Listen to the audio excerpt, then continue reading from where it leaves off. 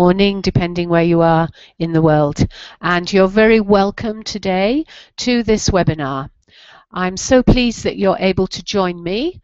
And for those of you who don't know me, my name is Bunny Wall.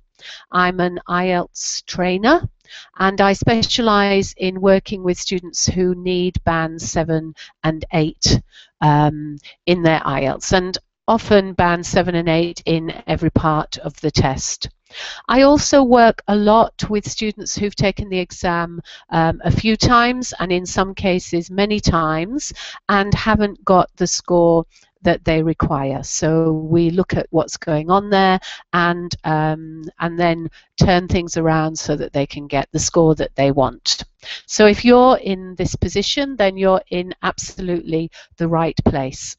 And before I go on with the webinar, I just want to say a little word about failing the IELTS exam. A lot of students often say to me, I failed the IELTS exam. Actually, you don't fail. You just don't get the score that you want. And in that case, it simply means that you need to take a few more steps before you can get there. And the number of steps that you need to take depends on how far away your score is from the one that you're reaching for, the one that is your goal. So if you don't get the score that you want, you haven't failed, you just are not quite yet at the place you need to be in order to make that score happen. Okay, so today's mini webinar is about writing. So I'm just going to share with you the slides I've prepared so that we can get started on that. Okay. So this is the third mini webinar in my IELTS success system, and this third one is concerning writing. Now, writing in IELTS is the one that most students find the most difficult to improve, and there are several reasons for that. One is that writing is the last skill that we learn in our own native language. So we learn to speak and listen, then we learn to read once we get to school, and once we've started doing that, we address writing. So if you think about your writing in your own language, what age would you have been when you were able to write the kind of IELTS writing that you have to do in your own language? So probably into your early teens, I would guess. Now, I'm not saying it's going to take 15 years for you to improve your IELTS writing, because obviously you've done the groundwork in your own language, and now you're just adapting those skills to a new language. But it still takes a little bit of time. So that's one reason why writing seems to be the last thing to improve. Another reason is that whereas in the speaking, which is the other productive skill that we have to do in IELTS, there is a certain amount of tolerance for error. In the writing, that tolerance is much lower. You are expected to produce writing that has a minimum of errors, particularly at band 7 and 8, which means you have to be far more careful about how you write, and you have to be very knowledgeable about the mistakes that you make. And so all of those things mean that it takes longer to develop your writing up to band 7 and 8. And the final reason is that you need to know where you're making mistakes. And if you don't know where you're making mistakes, then that can be very dangerous for your IELTS score. In speaking and reading and listening, the more you practice, the better you become. But this is not the case for writing. In fact, in writing, less is more. Because if you write lots and lots without getting it checked, you can start to learn the mistakes that you're making. And that becomes dangerous, because it is far more difficult to undo errors than it is to avoid them in the first place. So those are some of the reasons that the writing may cause more problems, and indeed does cause more problems than the other parts of the test for many students. So let's move on to our topic for today. And our topic for today is the one thing that you can do to improve your writing, and you can do that immediately with the next piece of writing that you do, that can transform your writing and make sure that it's on target for the band 7 or 8 that you're looking for. And that one thing is planning your writing. And right now, I think you're probably feeling or thinking or looking like the picture of the woman on the right of this screen. Okay, I know that you've heard all this before. And if you have heard all this before, then are you doing it? Are you doing your planning before you start to write?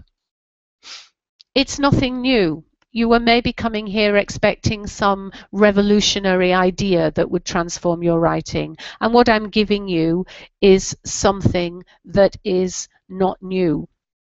So if it's not new and if you do your writing, and so why is it not giving you success? Why does the planning not give you the success that you're looking for? Are you doing your planning well? This is a good question. If you do it already, then well done. That's one step forward. But how good is your planning? Does it support you? Does it help you to produce a band 7 or 8? And if it doesn't, then perhaps you're not doing a plan that will support your writing. And I hope today that I can show you how you can plan so that it will completely support your writing. And how can it really help? If you've heard this before, then you'll know that most teachers will urge planning. And that's because, yes, it does help and it does work, but only if you do it well and you do it in a way that it's going to be helpful. And you're not doing it just because the teacher says it's a good idea and because they ask to see your plan. So think about planning. Planning is not an add-on. It's not something that you just do quickly. You really have to think it through, and when you do that, it will support your writing and it will get you to the score that you're looking for. So this is one area in the writing and one formula, and I like to call it a magic formula because once you get it, you'll find that all kinds of things start happening to your writing. And believe me, I've seen this over and over, and it can happen very, very quickly if you follow this formula.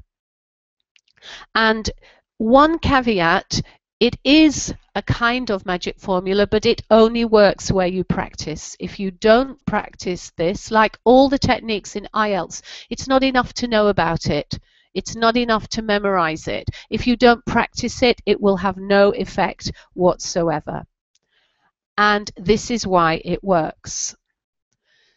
It helps you to make fewer mistakes, and as you know in IELTS, the number of mistakes will equate to the band score you get on one of the descriptors. It helps you to manage your word limit. Now, I say to all the students I work with not to exceed 180. So the optimum here is 150 to 180. And I would never ever advise going over 200. I'm talking here and for most of this webinar about task 2. Sorry, that's task 1, about task 2. But with task 2 it would be 250 to 280. It helps you manage the time, which I know for many of you is an issue. So to be able to make fewer mistakes, organize well and manage the time, I think would be a great bonus for many of you. It helps you not to digress and go into a different question, which often happens in task 2. And if you do this, then you lose a lot of marks because you're not fulfilling the question. And finally, and this is the most important thing about planning, it shifts your focus so that while you're writing, you're not scratching around looking for ideas. You are only focusing on language. And it's language that gets you band 7 and 8, not your ideas. Okay. So, and this is true.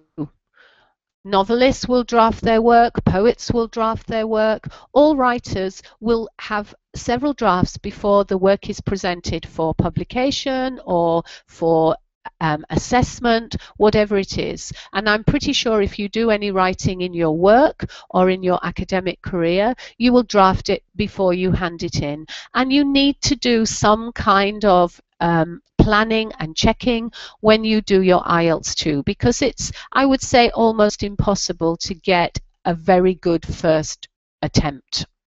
Now, in the IELTS, obviously, there's a time issue, so you're not going to be able to draft it.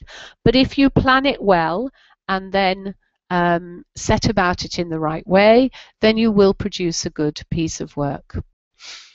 This is something I find often IELTS students forget. Language is what is being tested in IELTS. It's about your application of English language to certain tasks. So your language and English language is the most important thing in IELTS writing. The most important thing. And your ideas are the least important thing. The examiner does not care about your ideas.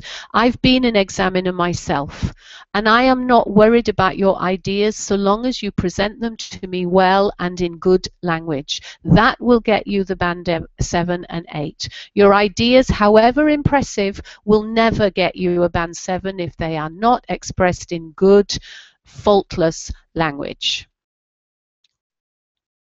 So focus on language is important.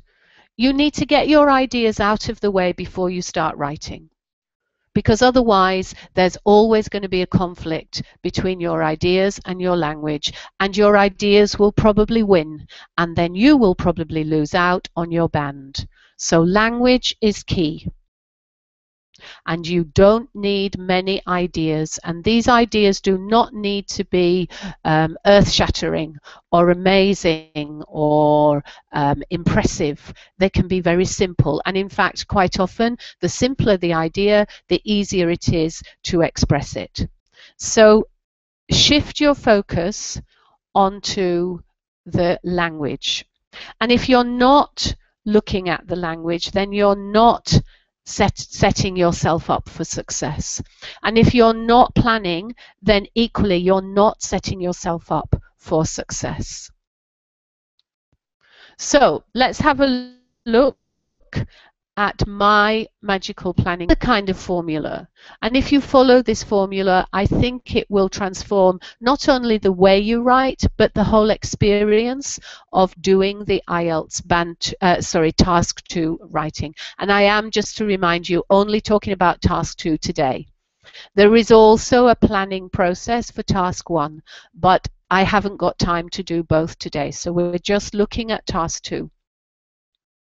Okay, in my formula there are 6 steps. It works well within that word limit. In fact, I can actually, we'll come on to that later, show you how to predict how many words you're going to do. It shifts your focus, as I said before. This is vital, from the topic to the language, and then you're looking only at the language. And it puts you in control of your writing because of this. Whatever the topic, it doesn't matter what the topic is, if you follow this formula, you'll be able to use it for every topic that comes up on the exam and for every topic that comes up in your preparation. And with practice, and practice is key, you cannot expect a technique to deliver a band 7 or 8 for you unless you practice it, unless it becomes second nature. And this is true with this planning formula as well. You must practice it over and over to perfect it. And then once you do that, I've known students who could perfect this so that they could do their task 2 in less than half an hour. And it does work, believe you me. And I have many successful students who have used this formula that I've taught them, and they are proof to that success. Okay, step 1, the question. So I've chosen this question because, to my mind, problem solution essays are the easiest. And if you get this in your exam, you are so lucky, because the structure of the essay is so very easy with problem solution, providing it is just a simple problem solution like this and doesn't have any other bits. So what I want you to do as you just look at this question is to decide what are the most important words in this question. And I'm going to give you a couple of seconds, a few seconds, to look at this and decide for yourself which words are the most important in this question.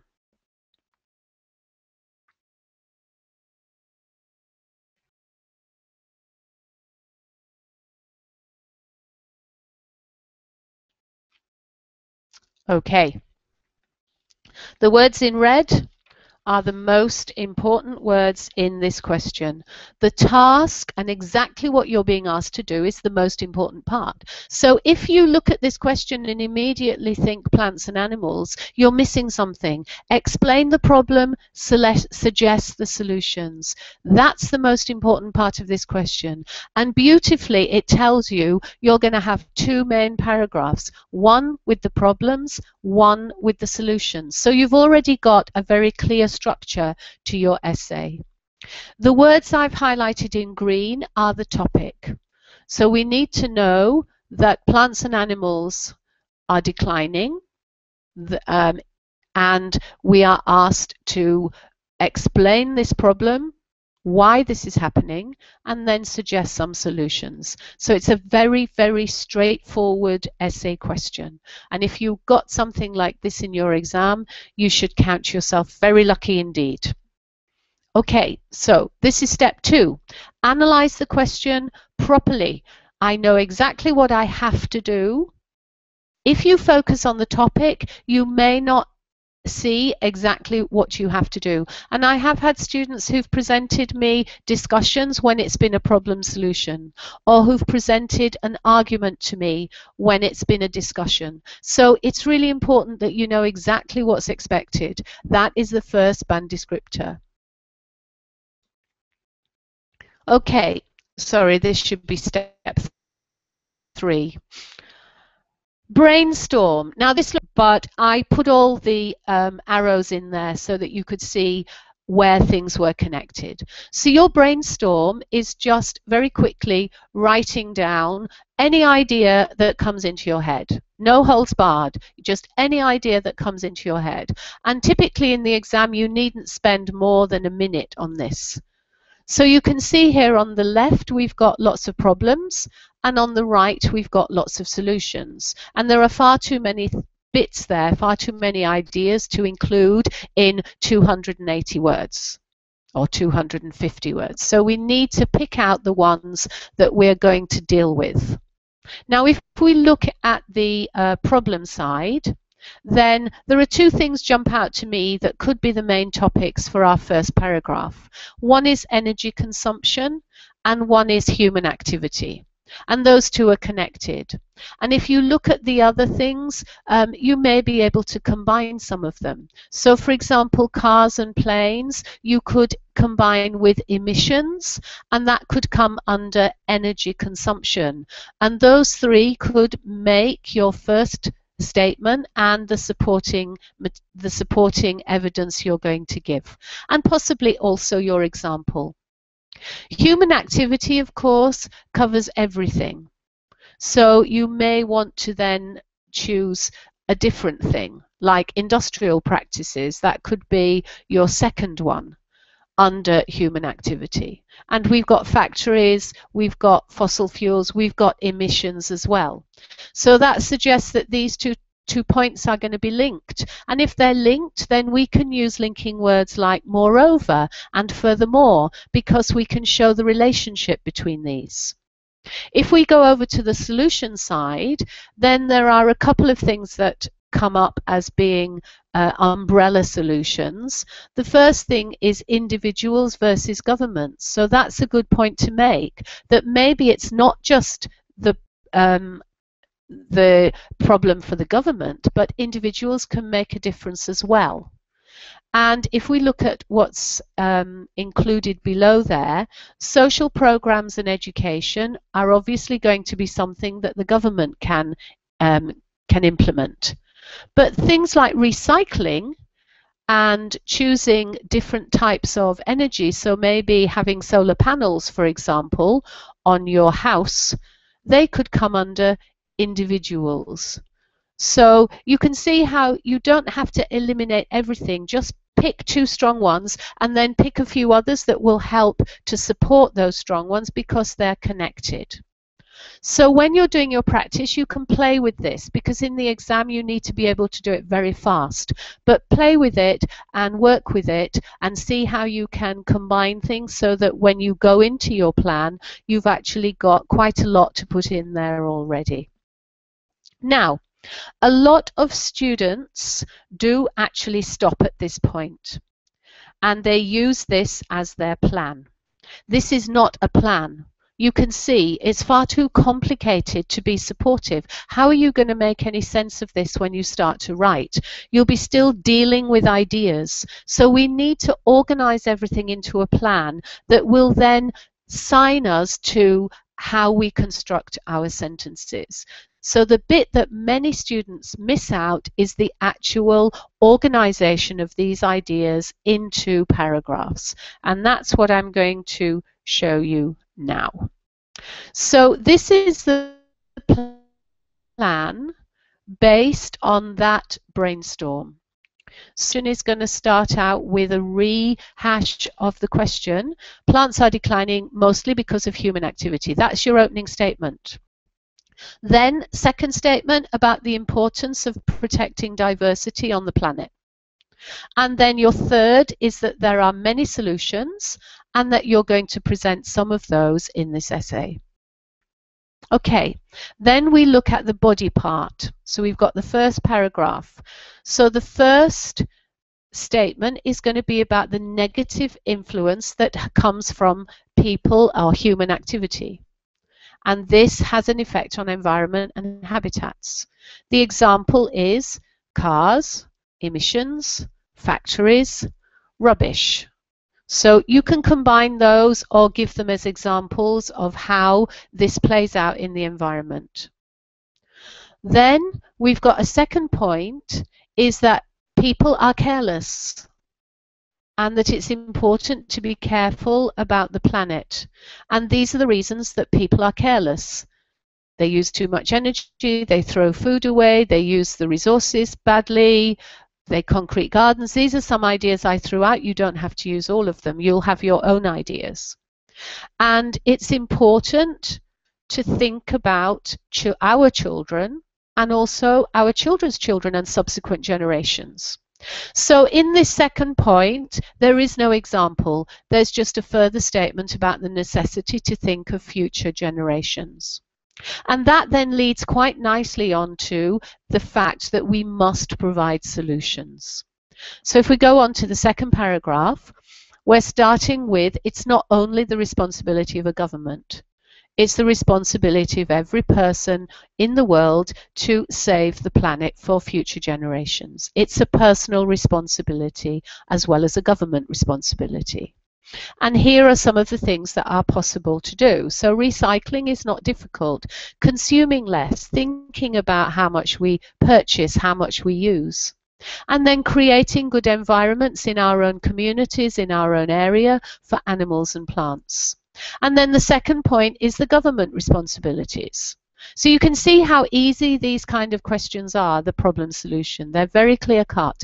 So the government solutions could be providing social and education programs, making new laws for industry so that they have to be environmentally friendly, or they have to show that they are doing the best they can not to cause any of these problems of extinction of animals and plants.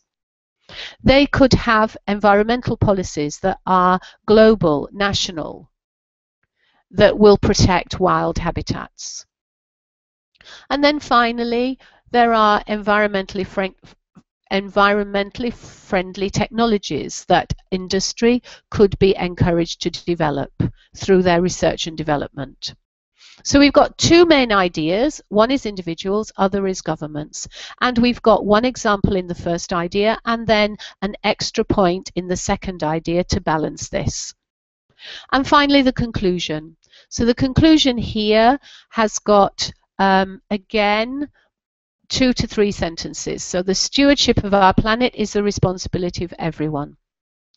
So we need policies like education and good example from governments, but it's also important that each individual plays a part in the protection of our planet and environment.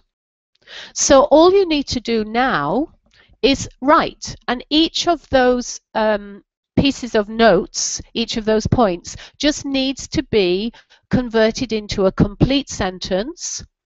And then by using linking words, you can combine them into complex sentences and into a good support of each of the points that you've made. So I hope you can see how from the brainstorm you need to organize the ideas. And once you've organized them like this, and with practice you can do this in 5 minutes, you can do it in 3 minutes, then all you need to do next is convert this into complete sentences which are related to each other via linking words. And I know that you all know lots of linking words because most IELTS students have a good bank of linking words. Okay, so you're ready to write. And here are my rules for writing the essay. Okay. Only 2 or 3 sentences, which should give you 30 to 40 words for your introduction. If you have any more than that, you're taking out words from your main body, and that's what's important. Every paragraph should follow the same pattern. It should balance, except where you may need a third short paragraph because the question has a third part to it. But that's rare. But if that happens, you might, on some occasions, need a third and very short paragraph, in which case it will be slightly off balance. Each paragraph should have around 5 to 6 sentences. On average, 1 sentence for most people is about 10 words. So this is the first point. Make your point. It's a statement. Support it. Why do you think this is? You have to persuade the examiner that this is a good point.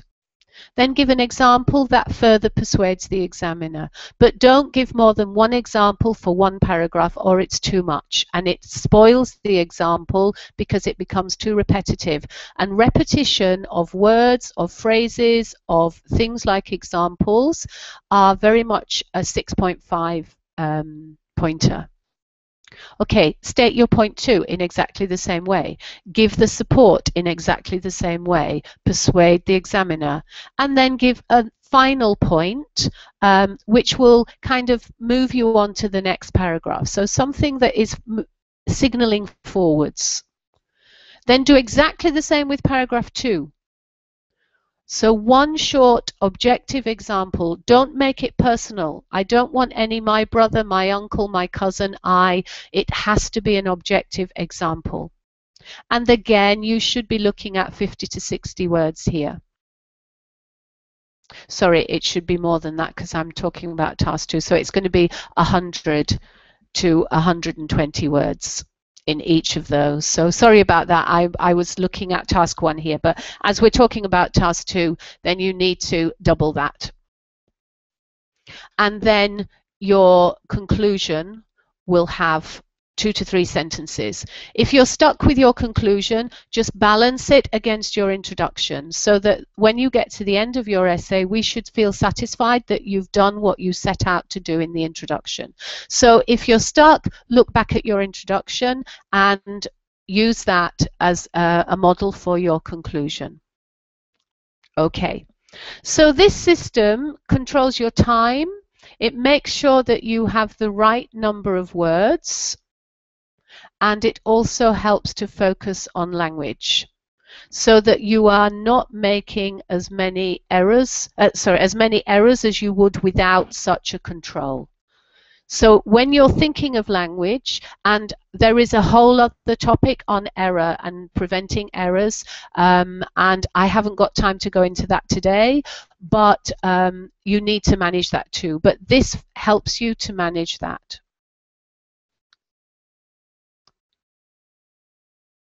Okay, and step 6 is check. You have to check your writing. Now, I know often students say, I haven't got time to check, but if you follow this system, you will have time to check. And if you follow it well, you will be checking as you go along. Okay, for Band 7, and even more so in Band 8, one of the things that is stated is error-free sentences, as many error-free sentences as possible. So you should only have a few sentences with errors. So we're talking maybe 3 or 4 sentences with errors, and the rest should not have errors. So if you look at your writing and you've not got that situation, then you need to work on getting those errors down. There will be some that you've missed as you go along. Even when I write things, and I'm a native speaker and I'm used to writing and used to teaching, I'll find spelling errors if I'm typing, or I'll find the odd error. It happens. So if you have time to check, you'll be able to eliminate some of these, and this will improve your score. And finally, it gives you a better chance of a high band. So isn't it worth making a couple of minutes time to check your work? Students often hand me work or send me work, and in the email they'll say, I saw a few errors. This is after they've finished. If you're seeing those errors before you hand them in for correction, then obviously the examiner is going to see them. So you will find some, and it will help your chance of a high band. Okay, so let's just go over what we need to do for IELTS writing success. So firstly, you need to analyze the question carefully. Then a quick brainstorm and pick out some ideas. And just a note, once you've picked out the ideas, stick with them. Don't change your mind, because that's chaos. Only 2 ideas per paragraph, but some of the other ideas can be used to support or to give examples. Okay, paragraph by paragraph plan. Don't forget to plan your introduction and conclusion, because if you don't plan them, you won't know where you're going, and you won't know when you've got there. Write up your plan as your essay. This is the skeleton for your essay, and now you have to put the body on it. The body on your skeleton, and don't change it while you write. If it's a good plan, it will get you the band 7. If an idea comes into your head while you're writing, forget it. It's not going to help you. It's going to jeopardize your writing. So stick with your plan if it's good. If it's not good, then your essay won't be good either. And check your work. So that's exactly what you need to do to improve your writing, to improve your speed, to improve the level of errors that you make. And this system works, and I've been using it for many, many years, and with many, many students who've got band 7 and got band 7.5 and got band 8 and got through the IELTS and moved on. So if you're sitting there struggling with writing, if writing is the thing that you need to improve and get to band 7, then please, please, please look at your planning process and see how, by planning it well, you can actually make sure that you get a really good product at the end of the writing test. So if you're looking at band 7 and 8 and you need some help, then you are, as I said before, in exactly the right place. Writing is one of the more difficult things to do, but this is just one of the top tips that I'm sharing, because there are many techniques like this in the writing and also in the other parts that can help you. And I know that if you keep missing your score and you're going to keep having to take the exam, that's going to be very costly to you in terms of money, which I'm sure you understand, but also in terms of time, because the more you have to take the exam, the more time you're wasting before you get on with the future that you're dreaming about, the future that the IELTS exam will unlock for you. And the IELTS exam is a very straightforward exam. If you approach it correctly and your English is good enough, there is no reason why you shouldn't get your score. But there are lots of techniques involved, and it's important to know how to get those techniques and how to practice them so that you can get your exam, get the band you want in your exam quite easily. It can also be very stressful having to take the exam over and over and over, and that can have an impact not only on you but also on your family, on your work, on the people around you. So it's vital that you make sure that you get to the level you need to get the band 7 and 8 as quickly as possible. And you need the right advice. And I feel that I can help you and give you the right advice. 80% of my students over the last 2 years have got the exam with the band score, and in many cases, in fact most cases, they've got higher than the band score that they wanted. And they are now fulfilling that dream that the IELTS exam unlocked for them. And I've been working with students for band 7 and 8 for 20 years. And I was also an examiner, so I know how to get you to band 7 and 8. And that's why I've created a program, and this program is called IELTS Success System, IELTS Step by Step, and it will give you everything you need to make sure that you can get the band you want in IELTS. And it's tips and techniques like the one I've shown you today on planning that will help you to do that, plus the practice that you do with those tips and techniques. And this program offers you all the tips and techniques that you need to get a high band at IELTS. And I've put everything that I teach my one-to-one students into that program so that it's accessible for everybody. And this is the key to getting a high band in IELTS, and it's actually not so difficult. Once you understand for each part of the test and each exercise in the test exactly what you have to do, you'll see that it's actually quite easy, and then all you need to do is just keep practicing so that you can get to the high score. So what I want to offer everybody that's on this call today is something very special. This program, it's a 12-week program, but you have the whole program available from day one, so you can do it more quickly if you have more time. You get an email every day with a tip and also telling you where the exercise is.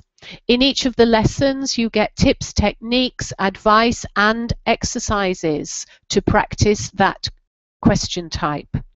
You also get access to Gap Fillers, which is my online English language learning site, and there are lots of examples of not only IELTS exercises, but also extra readings, extra listenings, grammar, vocabulary, everything on that site, and you have full access to all the exercises to help you improve all the skills you need for IELTS. You also get in this program 20% discount on any other programs in my suite, and that includes a writing program and also an exam revision program, as well as more intensive one-to-one work with me or one of my IELTS tutors. So all of these are included. We have a private Facebook group where you can interact with other students, ask questions, post writing, and we also have a Skype group where you can actually hook up with other people on the course and practice your speaking. So it is a lot of value. And normally this program costs $197. But for everybody on this call today, I am giving you for the next 72 hours, for the next 3 days, the chance to get this program for just $97. And you can do this by going to the website that's shown on the slide there, which is www.ieltslearningtips.com/IELTS Success System. So you can either press the link there, or you can just type that into your browser and it will take you to the site. And for the next 3 days, you can get this whole program with all the tips like the ones I'm sharing with you now, but there are many, many more tips that I use in my teaching, and I'm giving them all to you. Plus my extra exercises on gap fillers, plus the chance to be in a Skype group and the chance to be in my private Facebook group, and it is private, so it's only for people on this this program. And all of that you can have for $97, and you get access to the gap filler site for a whole year. So even if you pass your exam and you find you need a little bit of help with your English as you're working or studying, you can still go and practice some grammar or vocabulary on that site. So I would love for you to come and join me in that program. We already have quite an active group in the Facebook group. You have access via email to me at any time when there's something you're not sure about or something you need clarification on, or if you have a question. So go over to www.ieltslearningtips.com/IELTS Success System, and remember that with writing particularly, planning is the key. And if you plan well, that plan will support your writing and it will deliver your Band 7 if you practice it and if you follow the step-by-step system that I've presented to you here. So I am looking forward, I hope, to seeing many of you on the IELTS Success System. And I am sure that once you start working on these tips and techniques, you will get your Band 7. I want you to be part of my 80% of students who follow my systems, follow my techniques, and get the score that they want. So thank you for coming today and for being a part of this webinar. And I hope to see you all on IELTS Success System and on other webinars that I will provide you with in the future. So thank you again, and I'll see you the next time. Bye-bye.